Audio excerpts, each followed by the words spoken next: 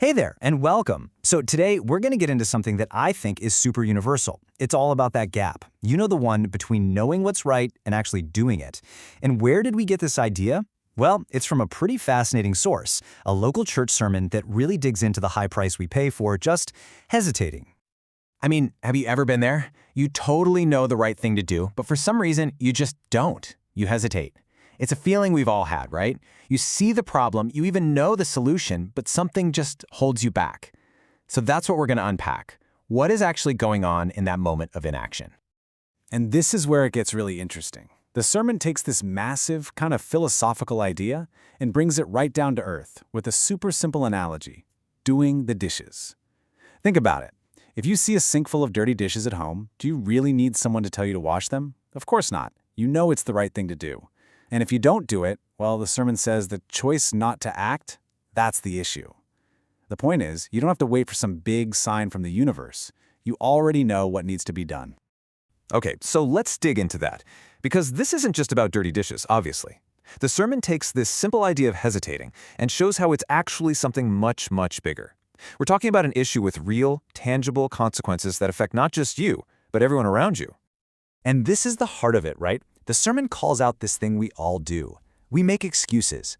We say stuff like, oh, I'm just waiting for a sign, or I need to be absolutely sure. But what the sermon suggests is that a lot of the time, those are just, well, they're excuses. They're a way for us to justify not doing the thing we can already see is right in front of us. So, to really explain the impact of not acting, the sermon uses this word, sin, but it redefines it in a way that's honestly really compelling. It's not just some old-fashioned religious term. In this context, it's anything, an action or an inaction that creates disharmony in the community. It's anything that messes up the balance of the group. And this analogy just nails it. Imagine a beautiful orchestra, right? Everyone's playing in perfect harmony, and then one person starts playing an instrument they have no idea how to play. It just throws everything out of whack. It sounds awful. That's the idea here. Your choice not to do the right thing isn't just a private little mistake. It's like playing that wrong note. It affects the whole orchestra, the whole community. Okay, to take this even deeper, the sermon uses an ancient story as a kind of case study. You've probably heard of it, the story of Jonah. It turns out it's this powerful allegory for our own hesitation when we're faced with something we really don't want to do. So here's the quick version. Jonah gets a message from God. Hey, go to Nineveh, this city full of your enemies, and tell them to shape up. Simple enough, right? But what does Jonah do? He literally flees. He gets on a boat and sails in the complete opposite direction. Of course, a huge storm hits, he gets thrown overboard, swallowed by a giant fish, and eventually gets spat out right on the shores of Nineveh. He ends up exactly where he was supposed to be, but man, he is not happy about it. He is the poster child for reluctant action. And this is so crucial to understand. Jonah's problem wasn't that he was lazy or just scared.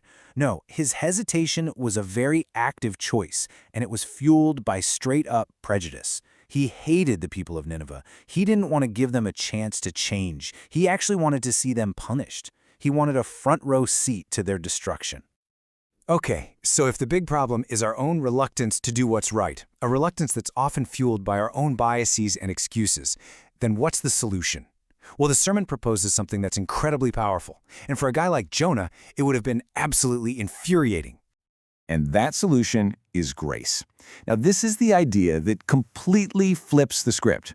Grace isn't about what you've earned or whether you deserve something. It's the complete opposite. It's about getting a good thing that you haven't earned and, frankly, probably don't deserve. It's totally unconditional. And you can really see the difference here. On one side, you've got what's called means testing. That's the whole pull yourself up by your bootstraps mentality, right? It's about making sure people qualify for help, that they've checked all the right boxes. But on the other side, you have grace. And grace doesn't ask you to check any boxes. It's just given freely, based entirely on what someone needs, not on what they've done. And to make this super concrete, the sermon brings up its own Meals to Go program. It's simple. They provide a meal to anyone who needs one. They don't means check people. They don't ask for paperwork to prove you're poor enough. They just give you the food. And that, the sermon says, is what grace truly is in action. And you know, this is the big lesson from Jonah's story. The message got through to Nineveh. The people changed. And it happened in spite of Jonah being the worst, most reluctant messenger ever. It's a huge point. The power for good, for real change, it doesn't actually depend on us being perfect or even enthusiastic about it. It can work anyway. Okay, so what does all this mean for us, for you and me today? How do we take this ancient story about a grumpy prophet and this idea of grace and actually apply it to our own lives? Well, the whole point is to move from just understanding this stuff to actually living it. The challenge for us is to stop being like Jonah, reluctant, judgmental, and instead to become instruments of that grace for other people, to be the ones offering that unconditional support. So the sermon ends with a really direct challenge, and we've broken it down into these practical steps. First, you've got to identify what you know is right but are choosing not to do. Then it's about getting out of your comfort zone, out of your own little echo chamber. It means listening to people to actually understand them, not just waiting for your turn to talk. It means using your voice to speak out against injustice. And finally, it just means act. Even if you feel reluctant, just like Jonah did, act anyway. And so we want to leave you with this final, really powerful question that the sermon asks. What are the right things that I know I'm supposed to do that I'm choosing not to do? Now, the point of this isn't to make you feel guilty. Not at all. It's about sparking awareness. It's about recognizing that every single one of us has the power to stop playing that wrong note, to stop creating disharmony, and to start doing the things that bring us all closer together, one right action at a time.